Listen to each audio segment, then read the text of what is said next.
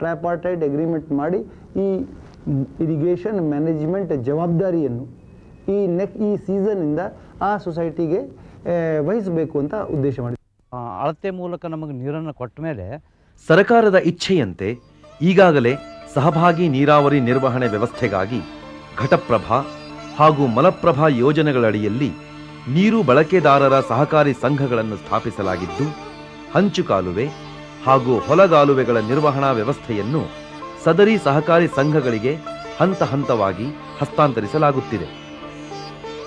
ನೀರಾವರಿ ಸಾಮರ್ಥ್ಯದ ಪರಿಣಾಮಕಾರಿ ಬಳಕೆಯ ನಿಟ್ಟಿನಲ್ಲಿ ಇದೊಂದು ಪ್ರಮುಖ ಹೆಜ್ಜೆಯಾಗಿದೆ.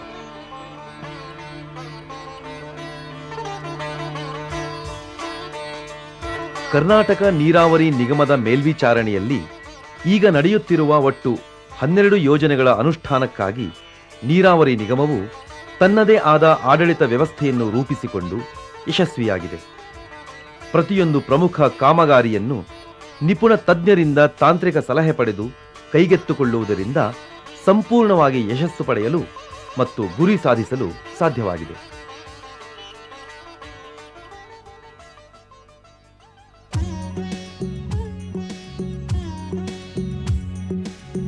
ಕರ್ನಾಟಕ ನೀರಾವರಿ ನಿಗಮ ನಿಯಮಿತವು ಹಣಕಾಸು ಸಂಸ್ಥೆಗಳಿಂದ ಸರ್ಕಾರದ ನಿರ್ದೇಶನದಂತೆ ಇದುವರೆಗೂ 849 ಕೋಟಿ ರೂಪಾಯಿಗಳನ್ನು ಸಂಗ್ರಹಿಸಿದೆ. ನಿಗಮವು ಯೋಜನೆಗಳನ್ನು ಪೂರ್ಣಗೊಳಿಸಲು ಅಗತ್ಯವಿರುವ ಬಂಡವಾಳ ಕ್ರೋಢೀಕರಣಕ್ಕಾಗಿ ಕಾರ್ಯಕ್ರಮಕ್ಕೆ ತಕ್ಕಂತೆ ಹಂತ ಹಂತವಾಗಿ ಕಾರ್ಯಯೋಜನೆಗಳನ್ನು ರೂಪಿಸಿಕೊಳ್ಳುತ್ತಿದೆ. ಈ ನಿಟ್ಟಿನಲ್ಲಿ ನಿಗಮದ ಕಾರ್ಯವೈಖರಿ ಅಭಿನಂದನಾರ್ಹ.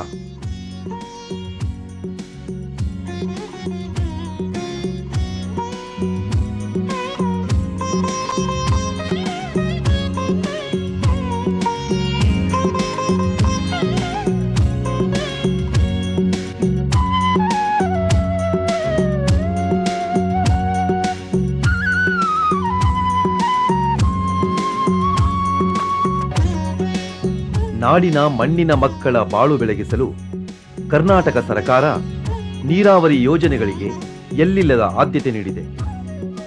ಕರ್ನಾಟಕ ನೀರಾವರಿ ನಿಗಮ ನಿಯಮಿತವು